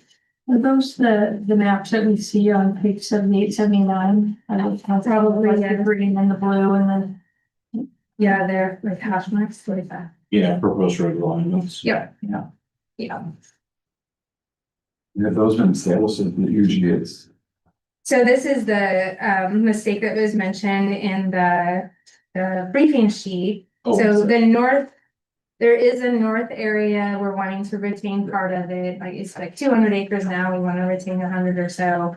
And then we have the southeast area, which is the area that we're looking at to start to grow towards Silver Lake in order to provide the utility and transportation connections that are needed in order to help that area. But this was not in a previous draft, so I would have nixed it before, but he included the South UGA area, which is not, it's not something we have nor are proposing. And part of that is that Ring Lake Estates site, so miscommunication, not sure what happened there, but that's the only significant issue with this draft, is that I can say that even though that's labeled that way, all the calculations remain the same, because I've checked all the figures. That's not a problem. It's just the labeling. This is already in the city. Sorry. I apologize. And so that will be. For paying attention. And so then that will be changed. Yeah. Reflect. Okay, Yeah. thank you. That South UG area will just be next, and changed to it's in the city. Yeah. I love the idea of these roundabouts as opposed to lights. Imagine like coming at night, just sitting there at a stoplight. Minutes. Well. Doesn't make any sense. Yeah. True. I hadn't thought about that. Oh, boy. So you said the word blink. Well, it's first got to right? Yeah. That's a good point, but. yeah. I have two comments. Sure. So on page 50, where it talks about city transit. Talks about the STA. It does identify us as the Route 62, but then for some reason it shows this is for 61, which is the one that goes through Riverhead. The Highway 2 Fairchild. What page are you on? On page 50. 59 of the packet. Oh, sorry, 59 of the packet, 50 of the transportation. Oh, gotcha. It's 5.2 city transit. At the top, they establish it as Route 62 Mount Lake, which is correct. And then down in the billets, they have all of the stats. Yeah. It's like, those are way too high. That's not us. Well, it's funny because I did not notice it was the wrong route, and I did the math for us based on, because 47,000 sounds like a huge number, Right. but that when you take the average weekday ridership and then you divide it by the fact that there's 24 buses in and 24 buses out, that's 3 people per bus. So these numbers might be right for, I don't even know. No, still lower than that? Oh, darn. We make money on having the bus here. Okay, I'll get that one fixed. And then on exhibit 5.1 on page 53 of the packet, that shows where the sidewalks are. Uh-huh. And they pick some different colors. I can't tell between the two different shades of blue as to what sidewalk is one-sided or two-sided, but I'm old. No problem. Maybe throw an orange in there or something. Yeah, and I know, things that look nice on a screen don't always print out well. So. Right. But really dark blue and light blue. Yeah. True. The whole palette, all rainbow. Yeah. The blues. Take home. Halloween. Did you guys get the typo on page 57 of the packet? On the right hand side. Sorry, I didn't know what you. Well, I mean, just in case. Do it. We're shooting it. Do it. Yeah, that's all good. But what is the type of? The bike lands Do they say bike land instead of bike on lane? the right side, second sentence. Oh, I did catch that one, yeah. Okay.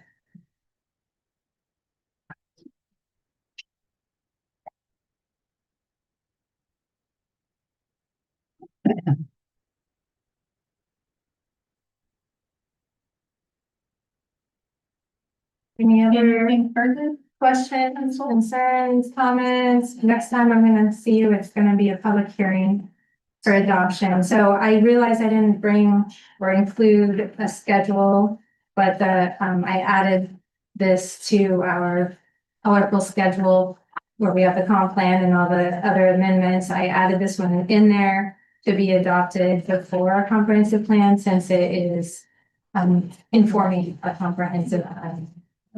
Is there any alternatives besides roundabouts that were suggested? So yeah, in the plan, he talks about a 4-way stop instead of a 3-way stop at Brooks. And then he talks about crossings like improving crossings, not traffic lights, because once again, we're addressing safety, not capacity. Right. No, so he has alternatives in the less than 20-year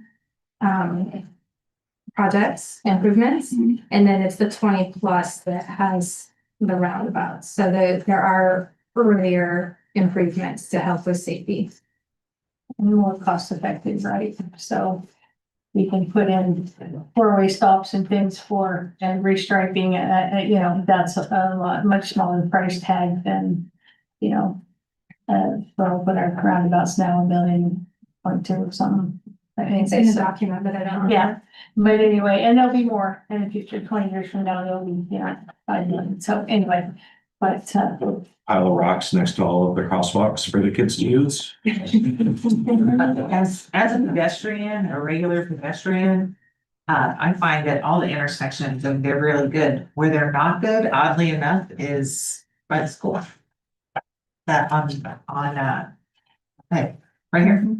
They, that's, I don't know whether they just don't see or they have, or what, but. yeah, you got the buses and kids. And Yeah, that's the one where I have to watch because they don't see me. It's like. This one right downtown is also terrible, right? Lafay and Lake that's a tough one, you know, people go around. Oh, and it's a you big know, one too. and- So anyway, but I'm really glad that we have a plan and that we're gonna be addressing those. They did want to, okay, there's one more on page 40. Sorry, if we're doing 40 of the packet or 40 of the 40 of the packet, 31 of the, it's at the bottom, I think it's supposed to say forecasted 25-year growth. And then the only other comment that I have is that the study done right in the middle of COVID was probably a little bit skewed. Oh, yeah. No. I'm sure. Yeah. 20, was it a 20? The 2024 or whatever. For the collisions, for the traffic counts. Where they were talking about it being started at 2020 and then to 2023 and 2024. And I was like, well, you know, I mean, particularly the growth and how many people were driving. I'm like, well, And they can only use the studies that are available. Sure, right, absolutely. I know. Yeah, I mean, I don't know that the consultant took that into consideration. I think they're different during COVID. But they used WashDOT data. And so they went for the most recent WashDOT data. That makes sense. So I would suggest, you know, continue to peruse this. If you see any corrections, you know, relay that information to Lisa. That we'll be looking forward to getting this in front of us as a public hearing. With all the errors and correct lines and new colors and all the things we talked about. So there will be a pristine document, there always is. So thank you. Okay. Okay. Action items and consent agenda approval of the May 19 minutes on page 112. Council had opportunity to review the minutes. Any changes? Move to approve. Second. Any discussion? All in favor? Aye. Any opposed? Passes unanimously. Thank you. Approval of the June 2nd, 2026 claim warrants, numbered 53763 through 53789 in the amount of $92,226.38. Move to approve. Second. Any discussion? All in favor? Aye. Any opposed? Motion passes unanimously. Firework retail sale permits. We'll take those one at a time. Permit number 2026A for Life Spring Fellowship has been properly submitted and approved by Fire District 3. Any discussion? Otherwise, we'll entertain motion. Move to approve. I'll second. Any further discussion? All in favor? Aye. Any opposed?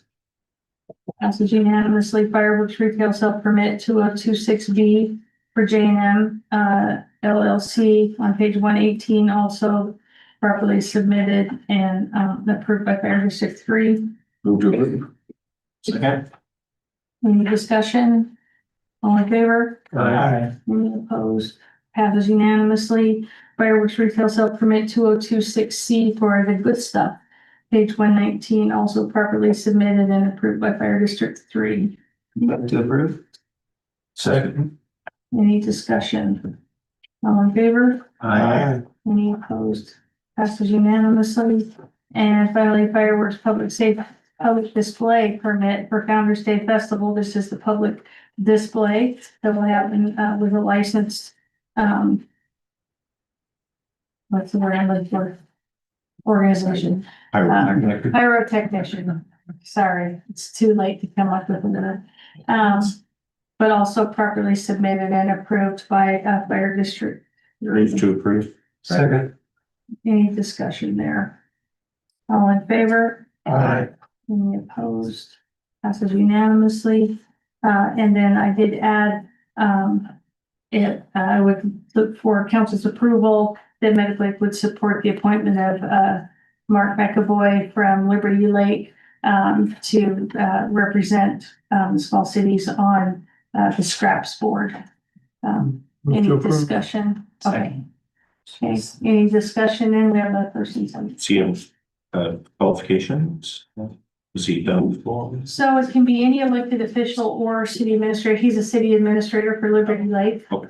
And so, he comes from, he's got a very, deep and wide, experience with city management. And so anyway, he had offered to sit on that seat and represent small cities. And so we'll have a person that we can call who sits on that board, when we have animal related issues. And so, Airway Heights did, support that in their council meeting last night, and then, the support for that as well. Sounds good. Yeah. Any other discussion? All in favor? Aye. Any opposed? Thank you. We'll pass that on, to, Mr. McAvoy. No public hearings, no executive session. We have a resolution 26-800. This is a service agreement with Icon Commercial Roofing for the commercial kitchen project on page 121. So you want to give us a brief on that one? Certainly. So this is the scope of work focuses specifically on roofing modifications necessary to support the installation of the commercial kitchen hood system, the key part of our commercial kitchen project. It's a critical component of the overall project and ensures proper ventilation, structural integrity, and weatherproofing where the hood penetrates the roof system. So, Spokane Restaurant Equipment will be installing the hood. This agreement is basically for the repairs necessary for those roof penetrations. Yes. Well, I noticed down here in payment, it says, agrees to pay the amount you make set forth in Exhibit A. Well, there's no dollar amount in any of this. Correct. We did not, so it wasn't, it really depends on what it is. It's a repair, not really a biddable scenario, so. Okay, so this is an hourly fee, then whatever they come up with, we're paying? Yes. Does it say that somewhere? Uh, I didn't see that. yeah, it's gonna.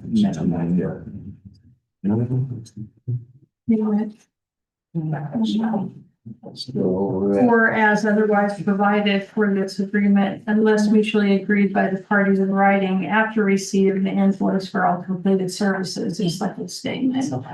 It's still a little vague, but, ors and ifs, but,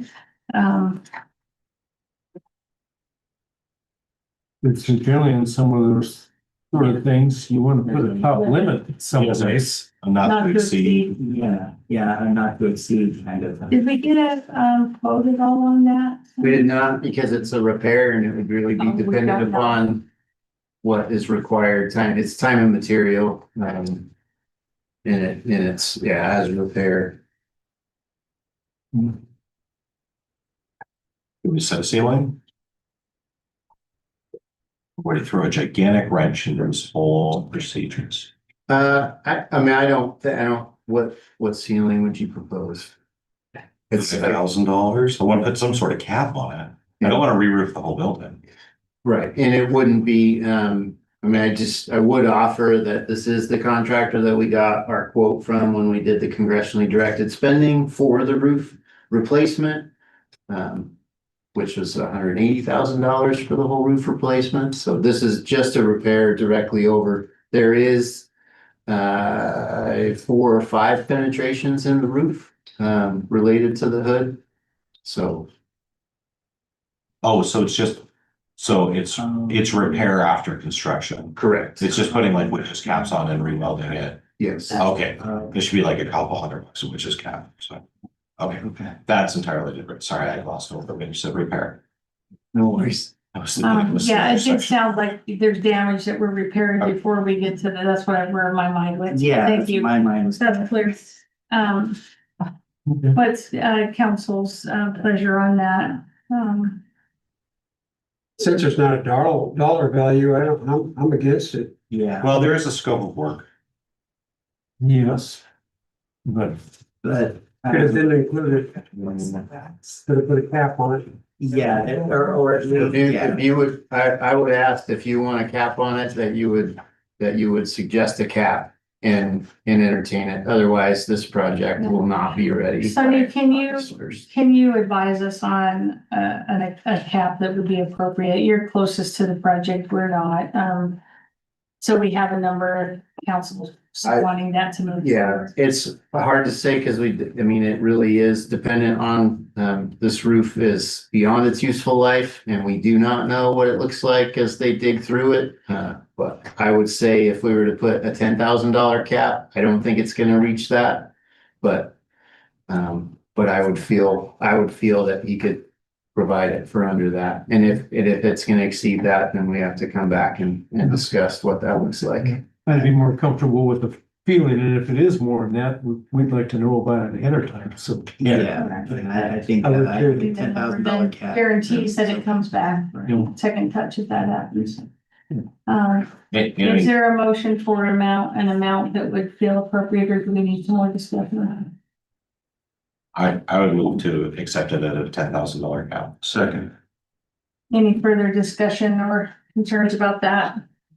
Okay, all in favor of adding a $10,000 cap to the contract? Signify by saying aye. I, Any opposed? And then can we come back then and look at the resolution itself with the amendment, number 26-800, entertain a motion then with the amendment. So Yeah. Okay, any further discussion on that? All in favor? Aye. Any opposed? All right. That moves forward then, as amended. Ordinance, second read of ordinance 1145 concerning affordable housing. Council, if you want to read that title into the record, this is our second read. Thank you, Mayor. City of Medical Lake, Spokane County, Washington, ordinance number 1145, an ordinance of the City of Medical Lake, Washington relating to amendments to Title 19 of the Municipal Code regarding accessory dwelling units. We no longer have to have a public meeting, or we've already done that. We've already done that. This is just passage for the second read. Final. We already had the public hearing early on, yeah. Move to approve the second read of ordinance 1145. Same. Any discussion on the ordinance from council? All in favor? Yeah. Aye. Any opposed? That passes unanimously. The passage of ordinance 1145. I see no emergency ordinances, no upcoming agenda items. Last opportunity then for interested citizen comments. If you were raising your hand, sir? I was, but I can wait until after this. Okay, interested citizen comment, anyone online or in the room? We have a packed house tonight, so I'd like to see if anybody wants to comment. Okay, Mr. Spears. I've been asked by small cities representatives at the STA if the city of Medical Lake would be interested in passing a resolution in support of the sales tax renewal for the continued operations of the existing service levels at the STA. I know that STA is reaching out to municipalities to come out and give education about what it is, that it's a renewal, it's not a new tax. It's a sustainment of existing service levels. And if it doesn't, it's 0.2 of our 0.8 that we can pull right now. If we don't get that renewal, then it will impact future service levels and future expansion levels like Division Street BRT and some other projects. So the city of Arrowhead Heights put forth a resolution to support it when we put it on the ballot. I think they're going to update it to possibly do that, but I'm going to talk to the other small cities representatives and see if we can get that. Would STA be willing to come and give a presentation so it's a little more thorough? They should have already reached out. STA is scheduled for next meeting to Okay, so provide let's that. address then, and then if council be thinking about that, if you so want to bring forth a resolution, maybe we've got a draft resolution even to have available at the next meeting, and then council can give direction. And then if anybody has any questions, or if any public has any questions, anybody that's watching this later, feel free to reach out to me at my stated email address. Contact the STA and ask for anybody in customer service. They can get you in contact with. They have printed literature. There's a website online. Happy to answer any questions on board. So I think it's important. And I think especially for the small cities, because service levels, the